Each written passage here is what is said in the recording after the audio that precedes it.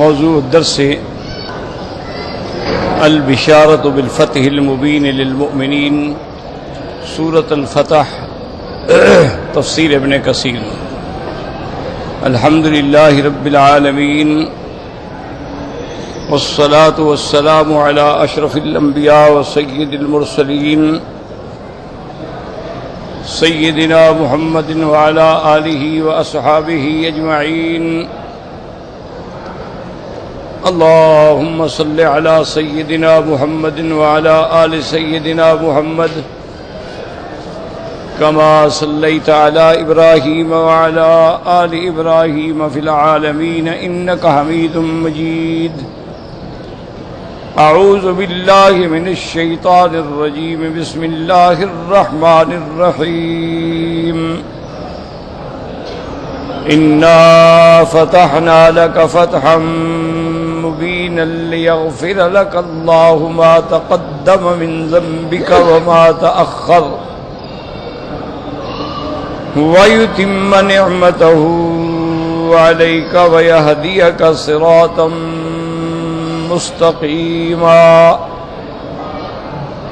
وينصرك الله نصرا عزيزا. قال المؤلف والمفسر رحمه الله تعالى أدام النفع بعلومه وعلومكم في الدارين آمين إلى أن قال. وقال الإمام أحمد حدثنا إسحاق بن عيسى قال حدثنا مجمع ابن يعقوب قال سمعت أبي يحدث عن أمه عبد الرحمن بن زيد الأنصاري عن أمه مجمع ابن حارثة الأنصاري رضي الله عنه وكان أحد القراء الذين قرأوا القرآن. قال شهدنا الحديبية فلما انصرفنا نهى إذا الناس ينفرون الأبائر فقال الناس بعضهم لبعض ما للناس قالوا أوحي إلى رسول الله صلى الله عليه وسلم فخرجنا مع الناس نوجف فإذا رسول الله صلى الله عليه وسلم على راحلته عند قراء الغميم فاجتمع الناس عليه فقرأ عليهم إنا فتحنا لك فتحا مبينا. قال فقال رجل من أصحاب رسول الله صلى الله عليه وسلم أي رسول الله أفتح هو؟ قال إي والذي نفس محمد بيده إنه لفتح. قسمت خيبر على أهل الحديبية لم يدخل معهم فيها أحد إلا من شهد الحديبية فقسمها رسول الله صلى الله عليه وسلم 18 سهما وكان الجيش 1500 منهم 300 فارس فأعطى سهمين وأعطى الراجل سهما. رواه أبو داود في الجهاد عن محمد بن عيسى عن مجمع بن يعقوب به. اب مفسر رحمت اللہ علیہ سورت مبارک پر جو آیات ہیں، جو روایات ہیں، وہ ذکر فرما رہے ہیں کہ امام احمد رحمت اللہ علیہ نے اس سند کے ساتھ حضرت مجمع ابن حارثۃ الانصاری صحابی ہیں رضی اللہ عنہ، وکان احد القراء الذین قرأوا القرآن، یہ بھی ان قراء میں سے تھے، ان قاریوں میں سے تھے جنہوں نے اللہ کا قرآن جو ہے وہ یاد کیا تھا، یعنی کامل قرآن. پتہ نہیں کیا بلا ہے اس کو، کیا مصیبت ہے یار. انا للہ و انا الیہ راجعون. اب دیکھو بند ہو گیا، کیا مصیبت ہے. لا حول ولا قوت الا باللہ.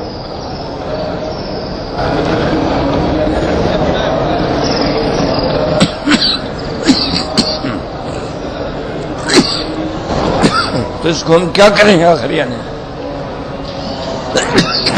چل رہا ہے وہ ٹھیک، چلتا ہے بند ہو جاتا ہے، چلتا ہے بند ہو جاتا ہے.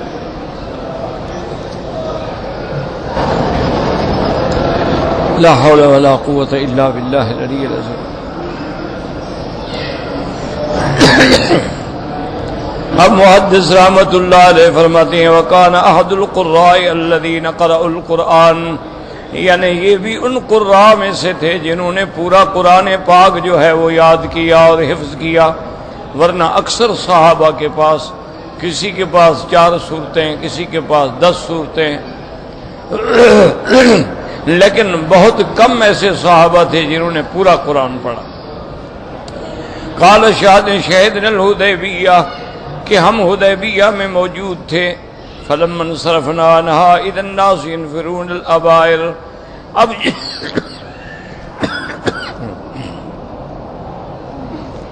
لا حول ولا قوت الا باللہ، جب وہاں سے ہم واپس آئے تو لوگ جو ہے اپنے جانوروں کو بھگا رہے تھے، فقال الناس بعضهم لبعض، اور ایک دوسرے سے کہہ رہے تھے کہ مال الناس، کیا ہو گیا بھئی؟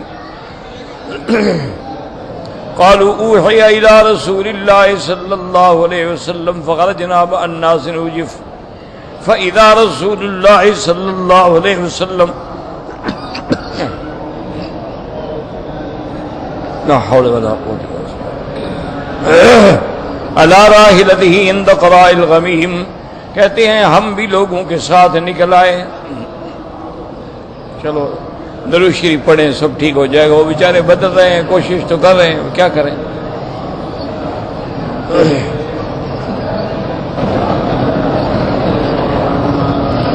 اللہم صلی علی سیدنا محمد وعلی آل سیدنا محمد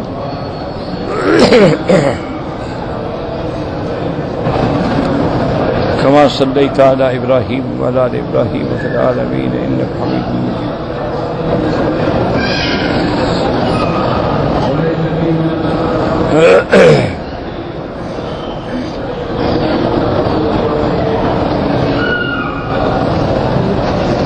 ہاں جی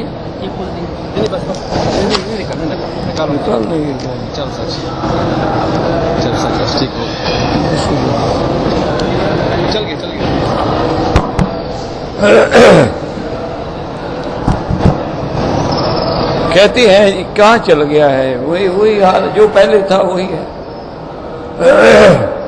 اب وہ کہتے ہیں کہ ہم لوگوں کے ساتھ نکلے، حضور صلی اللہ علیہ وسلم اپنی سواری پہ تھے، عند قراء الغمیم، یہ جگہ کا نام ہے۔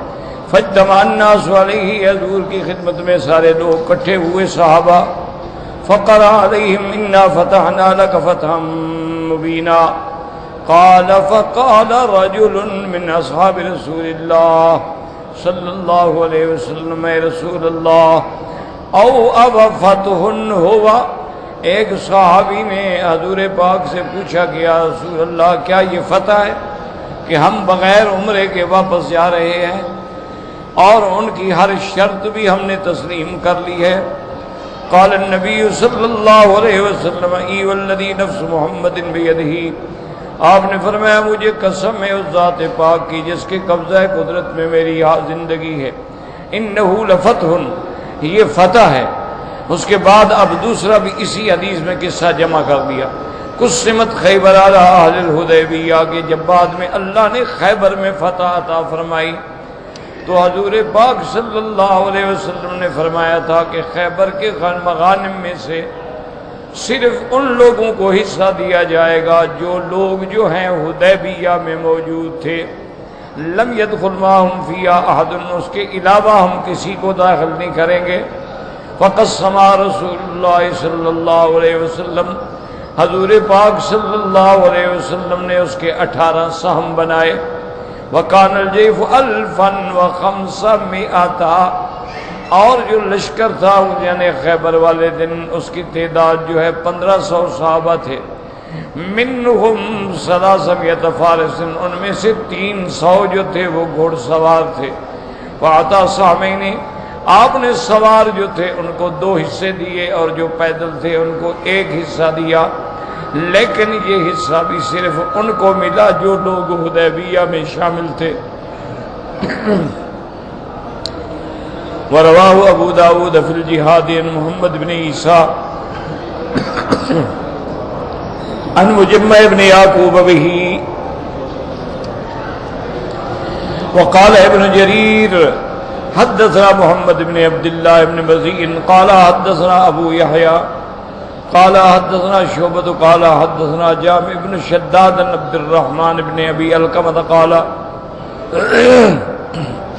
قال سمعت عبد الله بن مسعود رضي الله تعالى عنه يقول لما اقبلنا من الحديبية أرسنا فنمنا فلم نستيقظ الا والشمس قد طلعت فاستيقظنا ورسول الله صلى الله عليه وسلم قال فقلنا ايقظوه فاستيقظ رسول الله صلى الله عليه وسلم وقال افعلوا ما كنتم تفعلون وكذلك يفعل من نام او نسي قال وفقدنا ناقة رسول الله صلى الله عليه وسلم فضربناها فوجدناها قد تعلق ختامها بشجرة فأتيته بها فركبها فبيننا نحن نسير إذ أتاه الوحي قال وكان إذ أتاه الوحي اشتد عليه فلما سري أنه أخبرنا أنه أنزل عليه إنا فتحنا لك فتحا مبينا وقد رواه أحمد وأبو داود والنسائی من غیر وجہ عن جامع بن شداد به. اس روایت میں آتا ہے کہ حضرت ابی علقمہ فرماتے ہیں کہ میں نے عبداللہ ابن مسعود رضی اللہ تعالی عنہ سے سنا حضور صلی اللہ علیہ وسلم فرماتے ہیں سمیت عبداللہ، میں نے حضرت عبداللہ ابن مسعود سے سنا، وہ فرما رہے تھے لما اقبلنا من الحدیبیہ، جب ہم حدیبیہ سے واپس آ رہے تھے، ارسنا، ہم نے رات گزاری، فنمنا، ہم لوگ رات میں لیٹ گئے، اتنی نیند آئی کہ فلم نستيقظ الا والشمس قد طلعت، کہ سورج نکل آیا. قال فاستيقظنا، ہم جاگ گئے، بیدار ہو گئے، ورسول اللہ صلی اللہ علیہ وسلم نائم، حضور سو رہے تھے. قال فقلنا ایقظوہ، ہم نے کہا حضور کو جگائیں. فاستيقظ رسول اللہ صلی اللہ علیہ وسلم وقال افعلوا ما كنتم تفعلون وكذلك يفعل من نام او نسي. آپ نے فرمایا اسی طرح کیا کرو جیسے تم نے کیا ہے، کیا مانا کوئی سو جائے تو جگا دو، کوئی بھول جائے تو یاد دلا دو. اس کے بعد فرماتی ہیں وَفَقَدْنَا نَاقَةَ رَسُولِ اللَّهِ صلی اللہ علیہ وسلم، حضور صلی اللہ علیہ وسلم کی اونٹنی مبارک جو تھی وہ بھی گم ہو گئی. پھر ہم نے اس کو تلاش کیا، فَوَجَدْنَاهَا قَدْ تَعَلَّقَ خِتَامَهَا بِشَجَرَةٍ، ہم ڈھونڈتے ڈھونڈتے گئے تو دیکھا کہ وہ اونٹنی درخت سے چرنے لگی، تو اس کی بہار جو تھی درخت میں اٹک گئی، لہذا وہ بیچاری کھڑی ہو گئی. فَأَتَيْتُهُ بِهَا، ہم لے آئے. فَرَكِبَهَا، حضور نے سواری فرمائی. فَبَيْنَ نَحْنُ نَسِيرُ، اسی حالت میں ہم چل رہے تھے. اِذْ أَتَاهُ الْوَحْيُ، حضور پہ وحی نازل ہوئی. وَقَانَ اِذْ أَتَاهُ الْوَحْيُ اشْتَدَّ عَلَيْهِ، اور جب وحی آتی تھی تو حضور پاک پہ خاص ثقل ہو جاتا تھا. فَلَمَّا سُرِّيَ عَنْهُ، جب آپ سے وہ ثقل ہٹ گیا، اخبرنا، آپ نے خبر دی، انه انزل علیہ، کہ اللہ نے آپ پہ یہ آیات نازل فرمائی ہیں. اِنَّا فَتَحْنَا لَكَ فَتْحًا مُبِينًا. وقد رواه احمد وابو داود والنسائی من غیر وجہ عن جامع بن شداد وقال الامام احمد حدثنا عبد الرحمن قال حدثنا سفیان عن زیاد بن علاقة قال سمعت المغیرة بن شعبة يقول كان النبي صلى الله عليه وسلم يصلي حتى ترم قدماه فقيل له وليس قد غفر الله لك ما تقدم من ذنبك وما تأخر فقال افلا اكون عبدا شكورا. اخرجه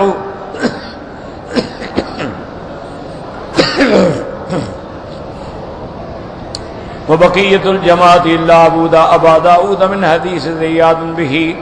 اب فرماتی ہیں کہ حضور صلی اللہ علیہ وسلم جب وحی ختم ہوئی تو آپ نے یہ آیات مبارک تلاوت کی. اس حدیث میں آتا ہے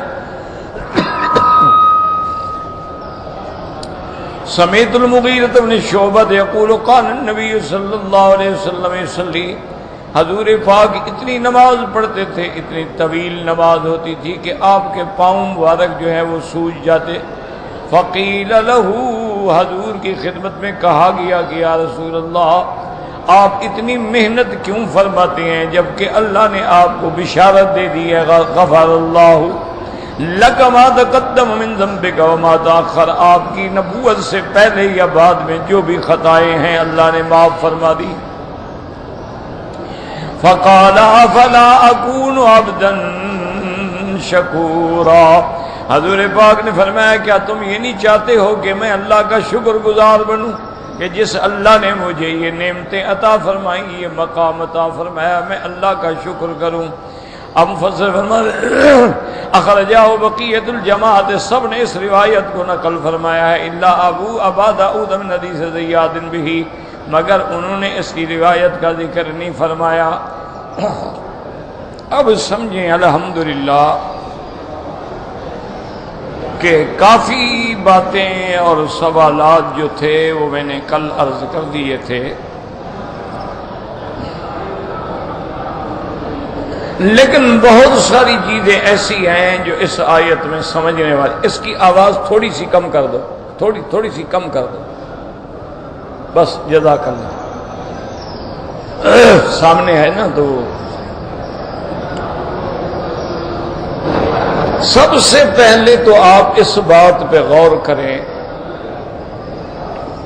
اصل میں یہ باتیں ہمیں کہنے کی ضرورت ہی نہیں ہوتی، لیکن مشکل کیا ہے کہ آج کل اعداء اسلام جو ہیں، اسلام کے دشمن، انہوں نے پوری دنیا کا جتنا میڈیا ہے نا وہ اسلام کے خلاف لگا دیا۔ آپ اگر جانتے ہیں اور آپ کو اگر انٹرنیٹ کی سمجھ ہے تو سینکڑوں ویب سائٹ ہیں، یہودیوں نے، عیسائیوں نے، ہندوؤں نے، سکھوں نے، دہریہ لوگوں نے، لا دین لوگوں نے، مرزائیوں نے، قادیانیوں نے، ویب سائٹ اتنی سینکڑوں کی تعداد میں ہیں جن میں اسلام کے خلاف اعتراضات۔ اب صرف مرزائی آپ دیکھ لیں، ان کے 3 اپنے ذاتی چینل ہیں، 24 گھنٹے وہ چلتے ہیں، اور جو لوگ بیچارے نہیں جانتے قادیانیت کو وہ تو پریشان ہو جاتے ہیں کہ بھئی آدمی ہے، پگڑی ہے، داڑھی ہے، مشبہ شکل ہے، باقاعدہ جماعت ہے، نماز ہے، اور سامنے بیٹھے ہوئے لوگوں کی داڑیاں ہیں، قرآن کا درس دے رہا ہے، حدیث پڑھا رہا ہے۔ تو اب جب لوگ دیکھتے ہیں وہ کہتے ہیں یار عجیب بات ہے، یہ بندہ کافر ہے، تو ان کی اس ظاہری جو ڈریسنگ ہے اور میک اپ ہے اس کو دیکھ کے ہمارے لوگ پاگل ہو جاتے ہیں۔ جو نوجوان نہیں جانتے نا کہ مرزائی کیا بلا ہے، قادیانی کیا بلا، ان کو کیا پتا، وہ تو ظاہر دیکھیں گے نا کہ جناب دیکھو، داڑھی دیکھو، پگڑی دیکھو، جو حضور کی سنت ہے امامہ مبارک، اس نے تو امامہ کو بھی نہیں چھوڑا ہے، اور پھر اس کا لباس دیکھیں، اور سامنے بیٹھے ہوئے سب خوبصورت بچے ہیں، داڑھیوں والے بچے ہیں، قرآن کا درس ہو رہا ہے، کبھی حدیث کا درس ہو رہا ہے، کبھی تاریخ کا درس ہو رہا ہے، تو وہ حیران ہو جاتے، کیونکہ جب تک آدمی کو پتہ نہ ہو وہ غریب کیا سمجھے۔ میں نے شاید پہلے بھی آپ کو سنایا تھا کہ ایک دفعہ ایک آدمی تھا، وہ پکا قادیانی تھا، اور صرف قادیانی نہیں بلکہ ان کے ربوے میں جو ان کا ادارہ ہے اس کے اندر کسی اعلیٰ عہدے پہ تھا۔ حضرت شیخ منظور احمد چنیوٹی رحمت اللہ علیہ، اللہ ان کی قبر پہ رحمت فرمائے، مجاہد ختم نبوت، جس کی ساری زندگی جہاد میں گزری، انہوں نے آگے مجھے کہا کہ بالکل 100% قادیانی ہے اور اللہ کے حرم میں طواف کر رہا ہے، نماز پڑھ رہا ہے، مکی صاحب کیا کریں؟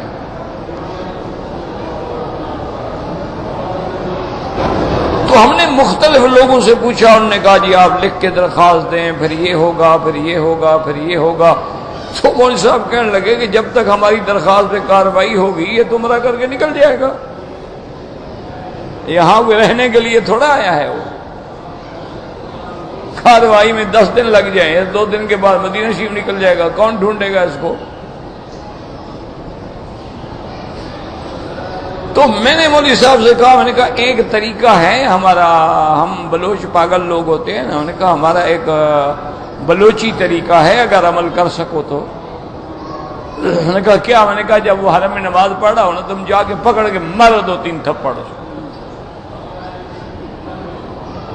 وہ تمہارے گلے پڑے گا، اتنے میں ہم بھی اکٹھے ہو جائیں گے، ہم قریب قریب تو کھڑے ہوں گے نا، ہم اتنا کوشش کریں گے کہ وہ آپ کو نہیں مار سکے گا انشاءاللہ۔ مولوی صاحب تو ویسے ہی جذبات میں تھا بیچارہ، اس سے تو برداشت نہیں ہو رہا تھا نا، ابھی کافر ہو، قادیانی ہو، منکر محمد مصطفیٰ ہو، دشمن رسول عربی ہو اور طواف کر رہا ہو۔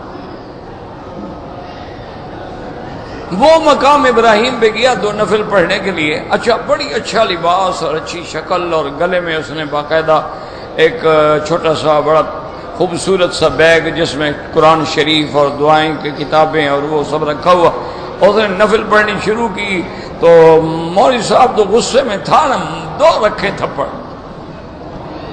اب وہ ہکا بکا حیران ہو گیا، پریشان ہو گیا، یار کیا ہو گیا ہے؟ اچھا جب دیکھا تو سمجھ گیا، مولوی منظور کو تو جانتا تھا،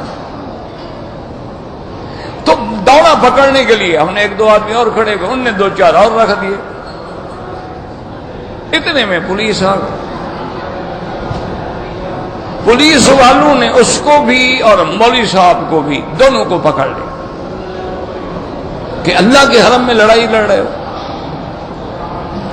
پکڑ کے اس زمانے میں یہ ملک عبدالعزیز باب جو ہے، اس زمانے میں تقریباً اسی کے دائیں یا بائیں وہ دفتر ہوتا تھا پولیس والوں کا، تو وہاں لے گئے اور آہستہ آہستہ میں بھی پیچھے چلا گیا۔ تو وہاں جب پہنچے تو بڑے بڑے ان کے آفیسر بھی بیٹھے ہوئے تھے، تو انہوں نے بھی دیکھا کہ شیخ آپ کیسے آ گئے، کیوں آ گئے؟ میں نے کہا یہ بڑا عالم آدمی ہیں، بزرگ ہیں اور بڑے، تو ان کو پولیس والے پکڑ لے۔ کہا کیا بات؟ بیٹھ گئے۔ انہوں نے اللہ ان کو جزائے خیر دے، انہوں نے ہمارے لیے قہوہ منگایا، کھجور منگائی، چائے، جو ان کا عرب کا عادت ہے۔ عرب جواد تو ہوتے، کریم تو ہوتے ہیں، سخی تو ہوتے ہیں۔ انہوں نے پوچھا مولوی صاحب کیا بات ہے؟ اس نے کہا جی اس مولوی صاحب نے، میں نماز پڑھ رہا ہوں، مجھے مارا ہے۔ مولوی صاحب سے پوچھا کیا بول رہے؟ کہا جی بالکل میں نے مارا ہے، میں انکار نہیں کرتا۔ انہوں نے کہا کیوں مارا ہے مولوی صاحب؟ آپ مجھے عالم آدمی لگ رہے ہیں اور ماشاءاللہ بڑی اچھی عربی، مولانا تو عالم تھے اور ہمیشہ آتے تھے، عربی بہت اچھی بولتے تھے۔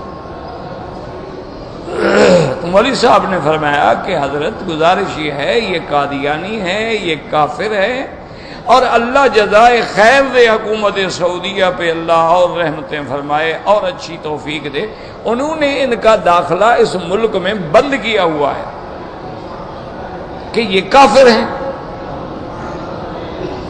اس کو جب میں نے دیکھا تو میری غیرت ایمانی جو تھی جوش میں آ گئی، میں برداشت نہیں کر سکتا۔ اب اس بڑے افسر نے اس سے پوچھا کہ ہاں جی حاجی صاحب بتائیں کیا بات ہے، تم قادیانی ہو؟ اس نے کہا ہاں جی میں قادیانی تو ہوں، لیکن بات یہ ہے کہ مولوی صاحب سے پوچھیں انہوں نے مجھے کیوں مارا ہے۔ حضور کی صحیح حدیث ہے کہ من صلی صلاتنا واستقبل قبلتنا واکل ذبیحتنا فہو منا۔ انہوں نے کہا یہ سیاہ ستہ کی حدیث ہے،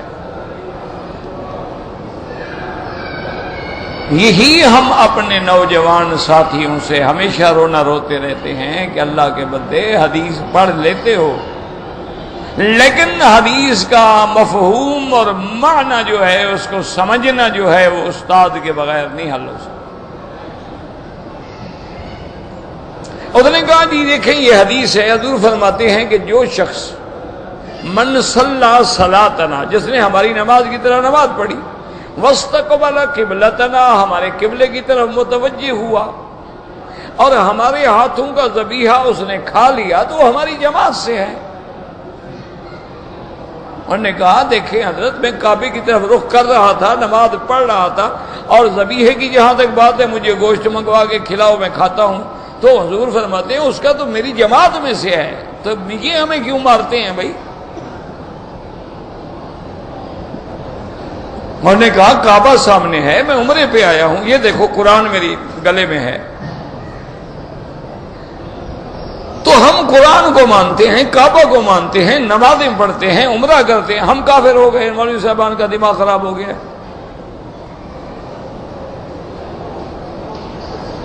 تو افسر کی آنکھیں بھی ذرا بدلی، وہ بھی ناراض ہونے لگا کہ یار اچھی بات ہے، ایک آدمی کہتا ہے میں کلمہ پڑھتا ہوں، نے کہا کلمہ سن لو، لا الہ الا اللہ محمد رسول اللہ، نماز پڑھتا ہے، قرآن پڑھتا ہے، کعبے کو کعبہ مانتا ہے، ہمارے پاک نبی صلی اللہ علیہ وسلم کو نبی مانتا ہے، نماز پڑھ رہا ہے، یہ کیسے کافر ہو گیا؟ تو اس نے کہا کہ مولوی منظور صاحب سے کہ منظور صاحب آپ عالم آدمی ہیں، آپ کو اچھا نہیں لگتا؟ یہ دیکھو کلمہ پڑھ رہا ہے بیچارہ۔ انہوں نے کہا حضرت یہ بیچارہ نہیں ہے، اس سے صرف آپ ایک سوال کریں کہ مرزا غلام احمد قادیانی کے بارے میں اس کا کیا عقیدہ ہے۔ آپ اس سے نہ قرآن سنیں نہ حدیث سنیں، اگر آپ نے قرآن حدیث سنا نا یہ 200 آیتیں پڑھ دے گا،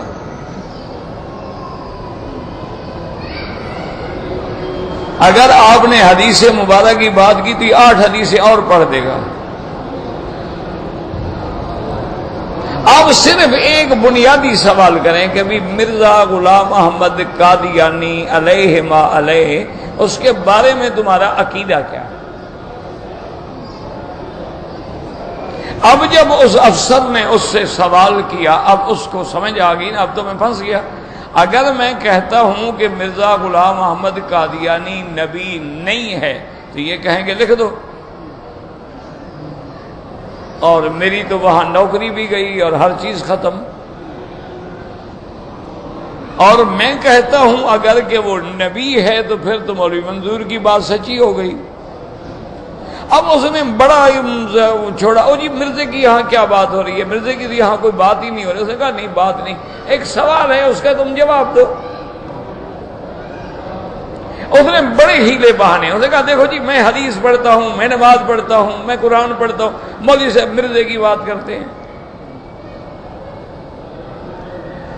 اس نے کہا زیادہ چلاک نہ بنو، سیدھی سی بات، 2 لفظی بات کرو، مرزا غلام احمد کے بارے میں کیا عقیدہ؟ اس نے کہا جی عقیدہ یہ ہے کہ وہ نبی تھا۔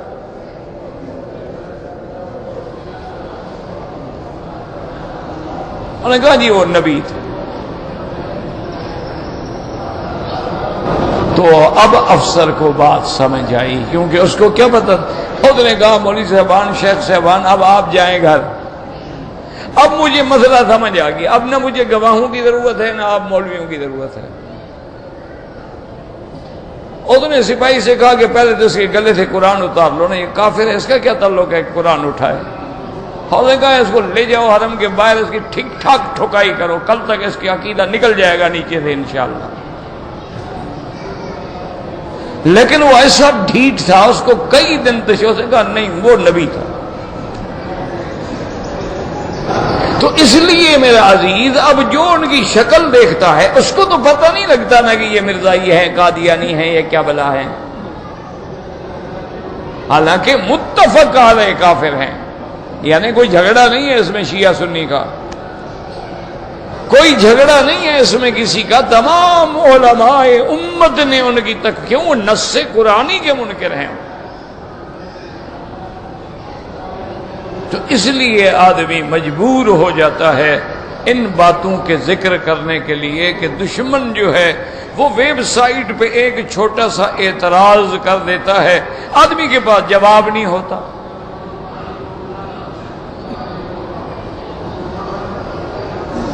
یہ کچھ عرصہ قبل کی بات ہے کہ مجھے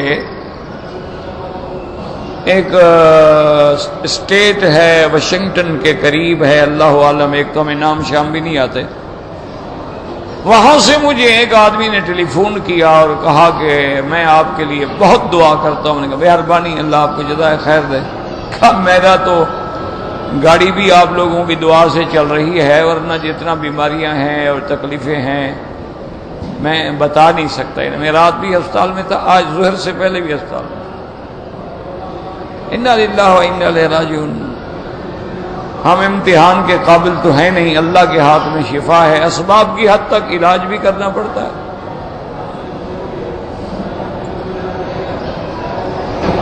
ڈاکٹر صاحبان بھی مہربانی کرتے ہیں، اللہ ان کو جزائے خیر عطا فرمائے. وہ چھوٹی سی بات کی بھی پھر پوری تفتیش تحقیق کرتے ہیں. تو بہرحال اس نے کہا جی میں آپ کو بڑی دعا کر. میں نے کہا جزاک اللہ بھائی، خیر ہے، کیا ہو گیا؟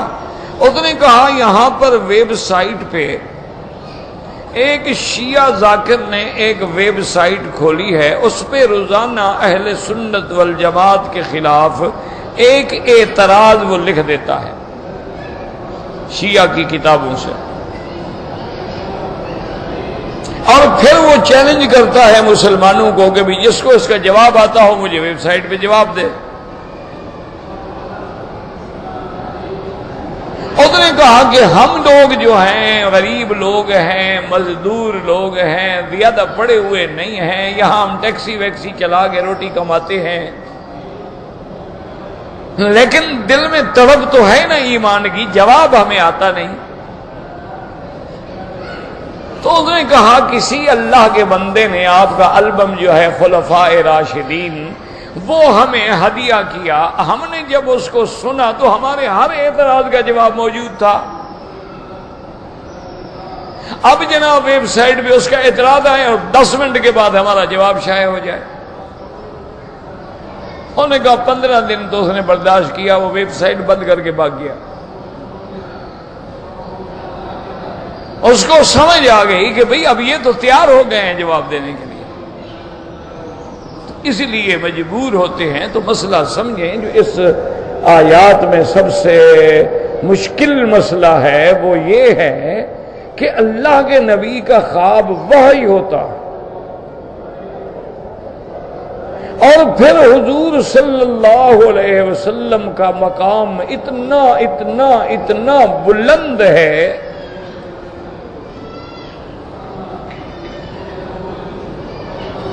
کہ اب دیکھیں کہ حضور صلی اللہ علیہ وسلم کی خدمت میں مدینہ منورہ کے منافقین آئے، بظاہر مسلمان اندر سے منافق. انہوں نے مدینہ منورہ میں ایک مسجد بنائی.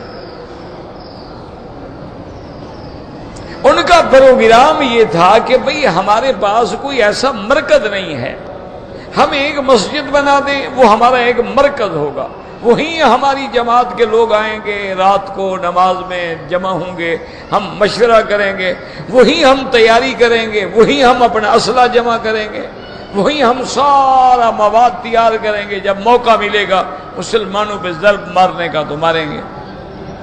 لیکن بظاہر مسجد ہوگی.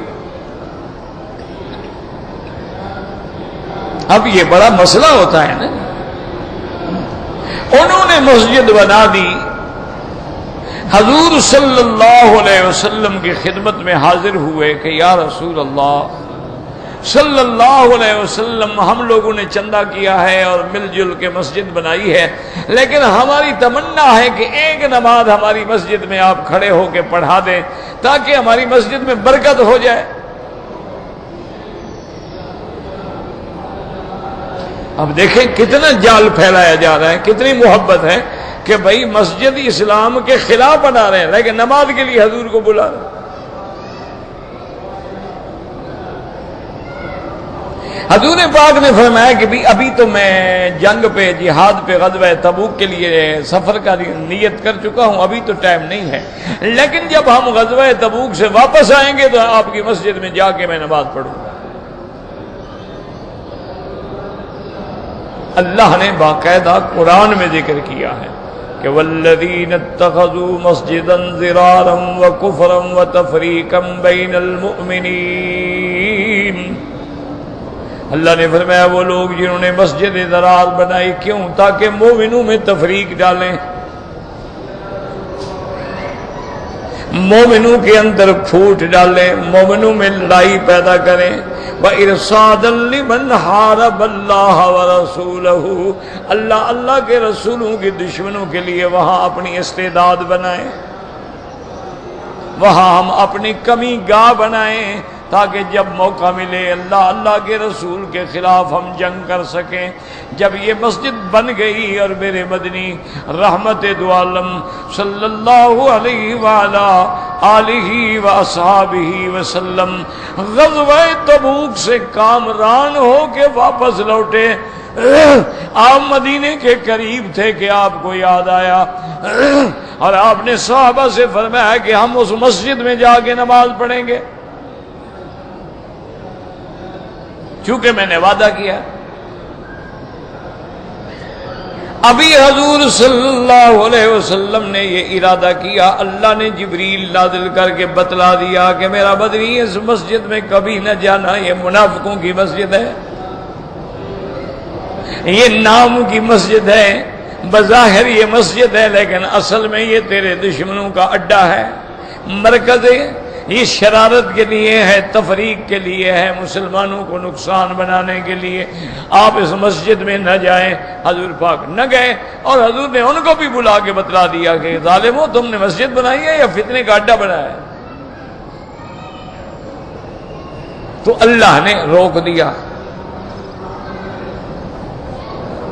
اسی طرح سے جیسے کل بھی اس سے پہلے ایک دن میں نے حدیث میں عرض کیا تھا کہ حضور پاک نماز پڑھ رہے تھے جوتے پہنے ہوئے، یاد رکھو جوتے پہن کے بھی نماز پڑھنا جائز ہے اگر حالات کا تقاضا ہے۔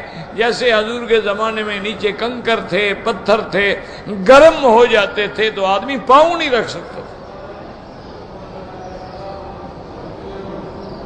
حتیٰ کہ بعض صحابہ فرماتے ہیں ہم تھوڑی سی سجدے کی جگہ سے کنکریاں اٹھا کے ہاتھ میں رکھ لیتے تھے نماز میں کہ کچھ تو ٹھنڈی ہو جائے، کچھ تو ان کی گرمی، تاکہ پھر سجدے کی جگہ، ورنہ جب ہم سجدہ کرتے پیشانیاں جل جاتی۔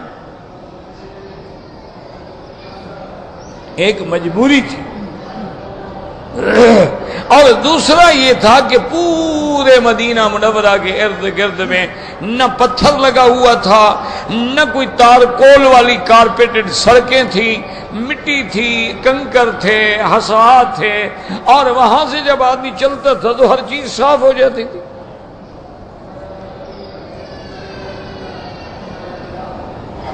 تو مسئلہ یہ نکالا فقہا نے کہ بھئی اگر جوتا پاک ہے تو نماز ٹھیک ہے۔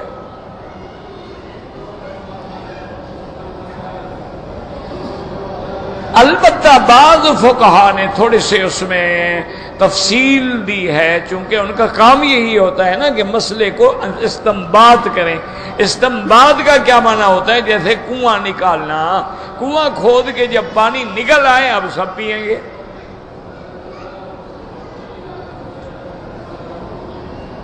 تو بعض نے کچھ تھوڑی تحقیق کی ہے کہ بھئی جوتے کو یہ دیکھو کہ وہ ایسا بند تو نہیں کہ آدمی کا پاؤں گھٹ جائے کہ انگلیاں سیدھی سیدھے کی جگہ پہ کھل بھی نہ سکیں۔ دیکھو نا بعض جوتے آپ نے دیکھے نا ٹیڈی قسم کے ہوتے ہیں، ایسے آگے بند ہوتے ہیں۔ اچھا بعض پاؤں کھلا رہتا ہے، انگلیاں کھلی رہتی ہیں،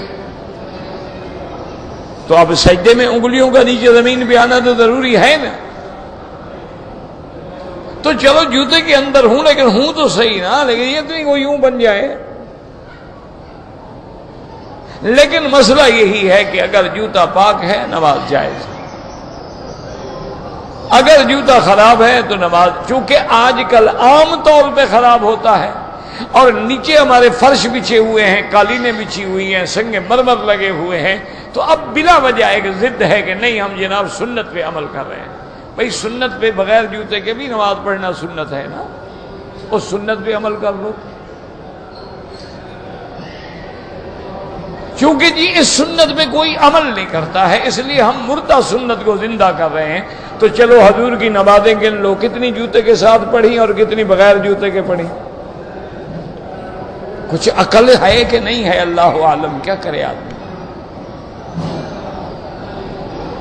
اگر حضور صلی اللہ علیہ وسلم نے کبھی کبھار ایسا کیا ہے تو مانا کہ بیان جواز ہے، اور جس عمل کو حضور نے ہمیشہ کیا ہے وہ سنت ہے.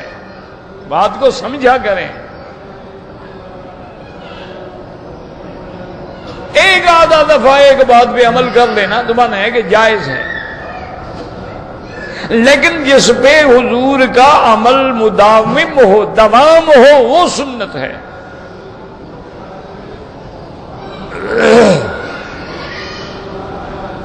اب حضور کی حدیث مبارک ہے کہ آپ نے جب جوتا اتار دیا، صحابہ نے پوچھا کہ کیوں اتارا؟ فرمایا جاءنی جبریل آنفاً، جبریل نے مجھے نماز میں آ کے بتایا کہ آپ کے جوتے میں کچھ لگا ہوا ہے تو میں نے اس لیے اتار دی. تو یہاں اتنی بات پہ بھی اللہ نے بتا دیا، مسجد میں جانے سے بھی اللہ نے روک دیا، لیکن یہاں اللہ نے نہیں روکا کہ آپ جا رہے ہیں اس سال کا تو ہم نے کہا ہی نہیں ہے.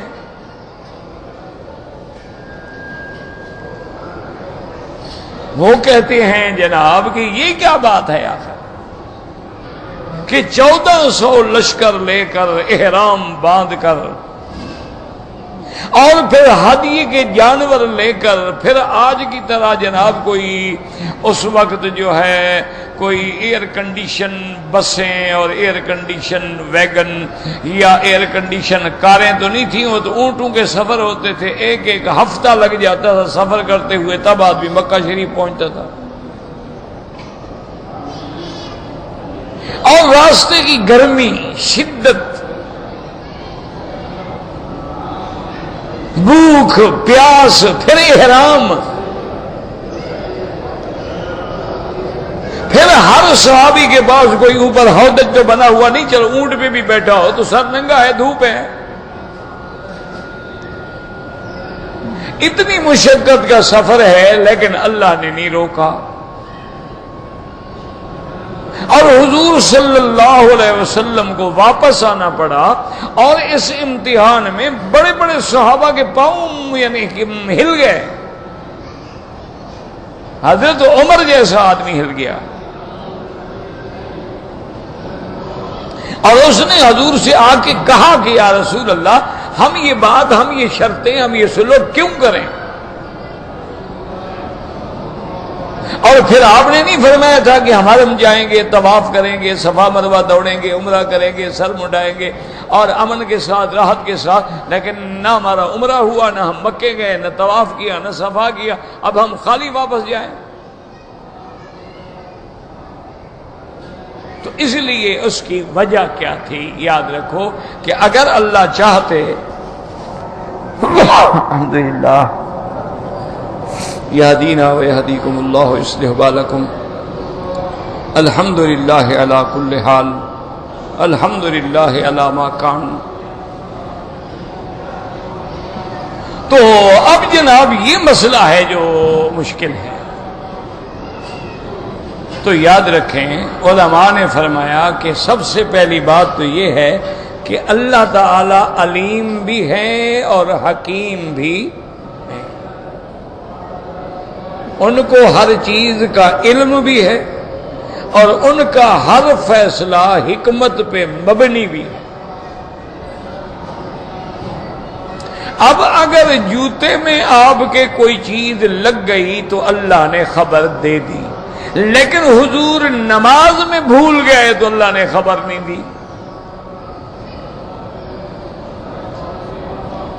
بات سمجھو، اللہ کرے میں بھی سمجھا سکوں اور آپ کو بھی سمجھ آ سکے. بھئی جوتے میں مٹی لگ گئی تو اللہ کا نبی کے پاس جبریل آگے کہتا ہے کہ نبی بحق قدر، اس میں کچھ لگا ہوا ہے تو آپ اتار دیں. یہ تو اللہ کے جبریل نے نماز میں آ کے خبر دے دی، لیکن حضور نے 4 رکعتوں کے بجائے 2 رکعتیں پڑھا کے سلام پھیر دیا. ایک صحابی کھڑے ہوئے، انہوں نے کہا یا رسول اللہ اقصرت الصلاۃ ام نسیتا، کیا نماز چھوٹی ہو گئی ہے یا آپ بھول گئے؟ حضور نے فرمایا لا ما قصرت الصلاۃ وما نسیت، نہ نماز چھوٹی ہوئی نہ میں بھول گیا. اس نے کہا حضور اقصرت الصلاۃ ام نسیتا؟ آپ نے فرمایا ما قصرت الصلاۃ وما نسیت۔ اب نماز کا مسئلہ تھا، ورنہ صحابی بھی ڈر کے مارے پیچھے چلا جاتا۔ انہوں نے کہا اقصرت الصلاۃ ام نسیت یا رسول اللہ، حضور دو باتوں میں لازم ایک بات ہے، یا نماز چھوٹی ہو گئی یا آپ بھول گئے کہ 4 رکعتوں کی آپ نے 2 رکعتیں پڑھائی ہے۔ اب حضور نے سارے صحابہ کی طرف توجہ کی اور فرمایا صدقۃ الیدین، یہ 2 ہاتھوں والا جو ہے یہ جو کچھ کہہ رہا ہے وہ ٹھیک ہے۔ اس کو حضور نے ذل یدین 2 ہاتھوں والا کیوں فرمایا؟ بندے کے 4 ہاتھ ہوتے ہیں؟ نہیں، ہر بندے کے 2 ہاتھ ہوتے ہیں۔ کوئی ایسا بندہ ہے جس کے 4 ہاتھ ہوں، تو اس کو جو حضور فرما رہے ہیں ذل یدین 2 ہاتھوں والا، کیوں؟ تو اس کی محدثین نے تحقیق کی ہے، ابحاث کیے ہیں، اللہ ان کی قبروں پہ کروڑوں رحمتیں فرمائے، کہ انہوں نے کہا بعض علماء نے فرمایا کہ ایک تو اس کے ہاتھ کچھ لمبے تھے، یعنی عادتاً جیسے آدمی کا ہاتھ ہوتا ہے نا اس سے تھوڑا لمبے تھے، جیسے دیکھا نا آپ نے کسی کی انگلیاں لمبی ہوتی ہیں، کسی کی انگلیاں چھوٹی ہوتی ہیں، کسی کا ہاتھ بھاری ہوتا ہے، کسی کا ہاتھ باریک ہو کے زیادہ لمبا ہوتا ہے، تو اس کے ہاتھ بھی چونکہ کچھ قدرے لمبے تھے تو اس لیے اس کو ذل یدین فرمایا۔ اور بعض فرماتے ہیں کہ نہیں، یہ بھی محبت ہے میرے مدنی کی۔ انہوں نے فرمایا یہ شفقت رسول اللہ ہے، یہ رحمت نبی ہے، یہ محبت نبی ہے، یہ مودت نبی ہے، کہ میرے مدنی پاک نے اظہار محبت کیا کہ دیکھو میرا صحابی دین کے لیے کتنا پکا ہے کہ نبی کا خیال نہیں کر رہا، لڑ رہا ہے۔ آپ کو پیار آیا اس میں، اس لیے محبت سے فرمایا ذل یدین، 2 ہاتھوں والے، یہ کہ دیکھو سچ کہہ، جیسے آپ نے محبت سے کہا تھا حضرت علی کو ابھی تراب، او مٹی کے باپ اٹھو، تو حضرت علی کی کنیت تھی ابو الحسن، آپ کا بڑا بیٹا حضرت حسن ہے، آپ نے وہ کنیت چھوڑ دی، آپ نے فرمایا مجھے اسی کنیت سے پکارا کرو جو حضور نے کرنا نہیں، حضور نے میری کنیت رکھی ہے۔ تو اب سب صحابہ کہتے ابا تراب ابا تراب ابا تراب، تو یہ محبت تھی۔ اسی لیے کبھی کبھی حضور محبت میں صحابہ کو کہہ دیتے تھے ذل اذنین، او 2 کانوں والا، تو ہر کسی کے 2 کان ہوتے ہیں، 4 تو نہیں ہوتے، یہ محبت ہے، یہ علامات محبت ہوتے ہیں، یہ طریقہ ہے، پیار کا انداز ہے، اظہار ہے۔ آپ نے فرمایا صدقۃ الیدین، یہ ٹھیک، انہوں نے کہا صدقہ یا رسول اللہ، بات ٹھیک ہے، آپ نے 2 رکعتیں پڑھی۔ تو اب دیکھیں کہ اگر جوتے میں کچھ لگے تو بتلا دیا جائے، نماز میں بھول جائیں تو نہ بتلایا جائے، آخر اس کی کیا وجہ؟ تو اس لیے سمجھیں کہ اللہ کا ہر حکم جو ہے وہ حکمت پر مبنی ہے، کہ اگر حضور صلی اللہ علیہ وسلم نماز میں نہ بھولتے تو امت قیامت تک یہ مسئلہ کس سے سیکھتی کہ بندہ اگر بھول جائے تو کیا کرے؟ تو اللہ نے بھولنے دیا نبی کو، ورنہ بتا دیتے، نہ بھولنے دیتے، کہ اگر بھول جائیں گے تو امت کو مسئلہ تو تب سمجھ آئے گا۔ اچھا حضور سو گئے، سورج نکل آیا، نیند نہیں کھلی، اللہ جبریل کو بھیج کے جگا دیتے کہ نماز کا وقت جا رہے، اٹھیں جی، لیکن جبریل نہیں بھیجا اور سونے دیا، نماز چلی گئی، نماز قضا ہو گئی فجر کی۔ وجہ کیا تھی کہ امت کو قیامت تک مسئلہ سمجھ آئے کہ اگر کوئی بندہ سو گیا، نماز اس کی چلی گئی تو کیا کرے۔ اسی لیے یہاں بھی ایک حکمت تھی، اللہ چاہتے تو مدینے میں تیار ہونے سے پہلے بھی روک دیتے، لیکن اللہ چاہتے تھے حضور آئیں، کافر روکیں، یہ صلح ہو، یہ معاہدہ ہو جائیں، اور اس معاہدے کے اوپر جو فتوحات ملنی ہے وہ میرے محمد کو مل جائیں، عمرہ ہم اگلے سال کروا دیں گے۔ تو اگر حضور نہ آتے یا کافر نہ روکتے، صلح ہوتی، سلو ہی نہ ہوتی، اور جب سلو نہ ہوتی، 10 سال کے لیے جنگ نہ کرنے کا معاہدہ نہ ہوتا، تو مسلمانوں کو دوسری جگہ کام کرنے کا موقع ہی نہ ملتا۔ وہ تو ایک ہی دشمن کے فکر میں بیٹھے رہتے نا۔ تو اس لیے چونکہ اس میں ایک حکمتیں تھیں اللہ تبارک و تعالیٰ کی، ورنہ حضور پاک صلی اللہ علیہ وسلم کو بھی، یعنی آپ نے دیکھا، حدیث میں آپ پڑھ چکے ہیں کہ جب آپ کی اونٹنی بیٹھنے لگی، صحابہ نے چلانے کی کوشش کی، آپ نے فرمایا مت روکو، میری اونٹنی کو عادت ہی نہیں ہے، میری اونٹنی ایسے نہیں ہار کے بیٹھ جاتی، حبسہا حابس الفیل، میری اونٹنی کو اسی نے روکا ہے جس نے ہاتھیوں کو روک دیا تھا۔ یعنی اس میں کوئی حکمت ہے۔ اچھا، اسی لیے اس کے بعد جو ہے ابھی سلو نہیں ہوئی تھی، حضور نے پہلے کہہ دیا صحابہ سے کہ بھی اگر میرے ساتھ انہوں نے سلو کی نا، جو بھی کہیں گے میں مان لوں گا، اور انہوں نے جو بھی کہا حضور نے مان لیا۔ تو اس صلح پر جو نتائج مرتب ہونے تھے، اس لیے اللہ تبارک و تعالیٰ کی حکمت کا تقاضا یہ تھا کہ اللہ کے نبی آ جائیں۔ اور دوسرا، پوری قیامت تک اللہ نے اپنے بندوں کو بھی ایک سبق دیا کہ دیکھو، عمرہ ہے، اللہ کا گھر ہے، لیکن پیغمبر کے اپنے ہاتھ میں نہیں ہے۔ اگر ہم نہ چاہیں تو نبی بھی نہ آئے، ہم روکنے کے اسباب پیدا کر دیں، اور اگر ہم چاہیں تو ساری رکاوٹیں دور کر دیں۔ اللہ تبارک و تعالیٰ کی اس میں حکمتیں تھیں۔ اب دیکھیں، جنگ احد میں تو صحابہ شہید ہو گئے، لیکن اس مقام میں جب حضور تشریف لا رہے تھے، 80 کافروں نے حملہ کیا۔ صحابہ احرام میں ہیں، ان کے پاس ہتھیار بھی نہیں، ما سوا طرف، لیکن 80 کے 80 کو قیدی بنا لیا، اور صحابہ میں ایک بھی زخمی نہیں ہوا، اور حضور نے بھی 80 کا 80 چھوڑ دیا۔ تو یہ ساری حکمتیں تھیں۔ اللہ کا فعل الحکیم لا یخلو عن الحکمت، ہمارا ایمان ہے کہ اللہ کا جو بھی حکم ہے، اور پھر یہ ہے کہ اس سورت کے ایک ایک لفظ پہ اگر غور کریں، اگر اللہ نے آپ کو علم دیا ہے، یا آپ گھر جا کے پڑھیں، بار بار پڑھیں قرآن کو، اور کوئی ترجمے والی آیت کو، ترجمے والا قرآن اٹھا لیں اور اس کے لفظوں پہ غور کریں کہ انا فتحنا لکا۔ یاد رکھیں، یہ بڑی عظمت کی بات ہوتی ہے کہ جب اللہ کسی چیز کی نسبت اپنی ذات کی طرف کرتے ہیں، نہ تو اللہ فرما دیتے ہیں ہم نے ملائکہ کو حکم دیا ہے، فرشتوں کو حکم دیا ہے، لیکن جب فرمائیں کہ ہم خود کرتے ہیں، اس شان کی عظمت ہوتی ہے۔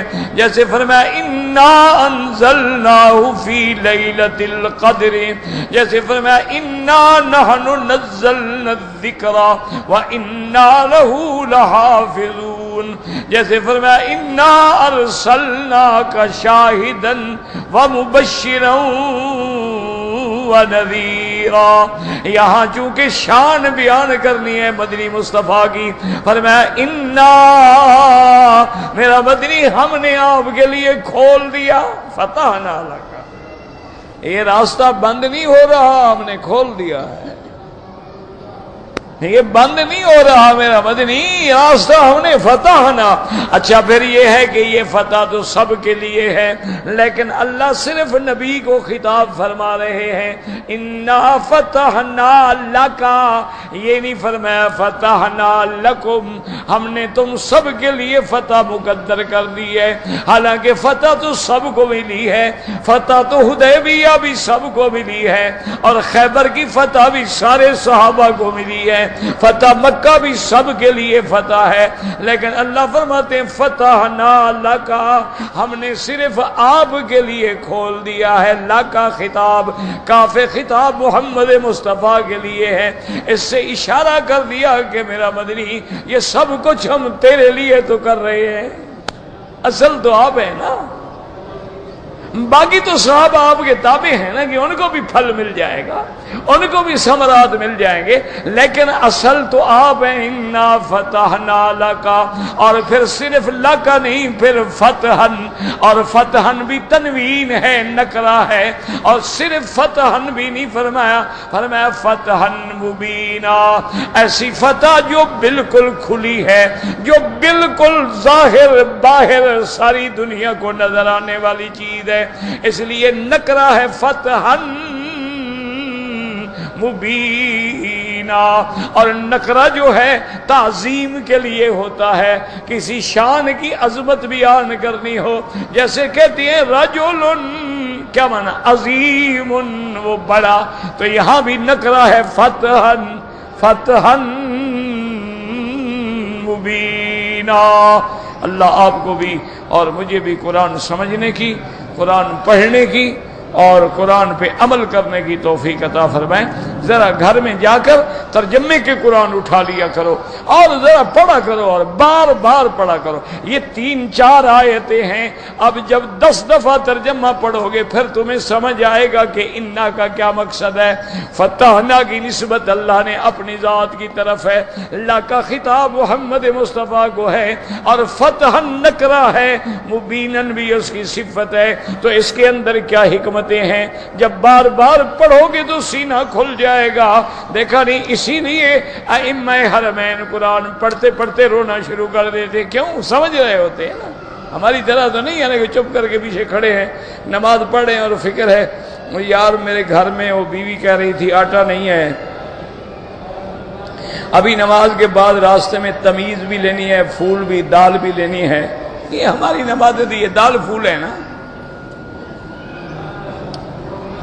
جیسے وہ بزرگوں نے لکھا ہے نا کہ بر زبان تسبیح در دل گاؤ خر، زبان پہ تو ہے ہماری سبحان اللہ سبحان اللہ، اور دل میں ہے کہ پتہ نہیں میرے کھوتے کا گدھے کا کیا ہوا، اس کو گھاس کسی نے ڈالا ہے کہ نہیں ڈالا ہے۔ ہماری تو یہ تسبیحیں ہیں، یہ نمازیں ہیں، وہ کہاں ہے نماز؟ کأن تعبد اللہ کأنک تراہ، حضور نے فرمایا ایسے نماز پڑھو تم خدا کو دیکھ رہے ہو۔ اگر یہ مقام نہ ملے تو کم از کم یہ تو سمجھو کہ اللہ تمہیں دیکھ رہا ہے۔ کوئی ایسی کیفیت تو پیدا کرو نا نماز میں کہ اور خیال کیوں آئے۔ مسلمانوں ایمان سے کہیں، تم اگر اپنی محبوبہ بیوی کے ساتھ رات کو بیٹھے ہو نا جی، بڑا تنہائی ہو اور پیار ہو، محبت ہو، بیوی بھی صالحہ ہو، جمیلہ ہو، حسینہ ہو، موسم بھی ٹھنڈا ہو، تو اس وقت آدمی اس کے پیار میں ایسا گم ہوتا ہے اور کچھ یاد ہوتا ہے نہ ماں نہ باپ نہ اہل نہ اولاد، نہ صرف اسی کے اس رخسار پہ، گفتار پہ، کردار پہ، بالوں پہ، حسن پہ، جمال پہ ڈوب جاتا ہے، کھو جاتا ہے اور کچھ ہی یاد نہیں ہوتا۔ تمہیں اللہ کی نماز میں اتنا بھی لذت نہیں ملتی؟ تو پھر اللہ میاں سے دھوکے تو نہ کرو، فریب تو نہ کرو کہ ہم تیرے بندے ہیں اور بڑے غلام ہیں اور جناب ہم بڑے نیاز مند ہیں، ہاں جی ہم تیرے حضور کے تو بالکل صحیح غلام ہیں، حضور کے تو روزے پہ قربان، لیکن داڑھی نہیں رکھ سکتے، کیونکہ داڑھی سے بیوی ناراض ہوتی ہے، لوگ بوڑھا سمجھتے ہیں، عام عورتیں بھی چاچا کہنا شروع کر دیتی ہیں۔ جب تک داڑھی نہ ہو تو بادام ہیں، بٹیرے ہیں بنے ہوئے بیچارے، دھوکہ دینے کا موقع زیادہ آسانی سے ملتا ہے۔ ویسے اے جی ہماری جان حضور پہ قربان، یا نبی سلام علیکہ، داڑھی منڈا رہا۔ چھوڑو اللہ کے نبی اور خدا سے ڈرامے بازی نہ کیا کرو، یا مسلمان بنو یا کافر بنو، یہ درمیان میں آدھا تیتر آدھا بٹیر خدا کو بالکل پسند نہیں۔ یا پکے مسلمان ادخلوا فی السلم کافۃ، پورے کے پورے اسلام میں داخل ہو جاؤ، یا دھورا نہیں کہ افتؤمنون ببعض الکتاب وتکفرون ببعض، کہ قرآن کے بعض احکام مانتے ہو اور بعض کو نہیں مانتے ہو، یہ کیا بات؟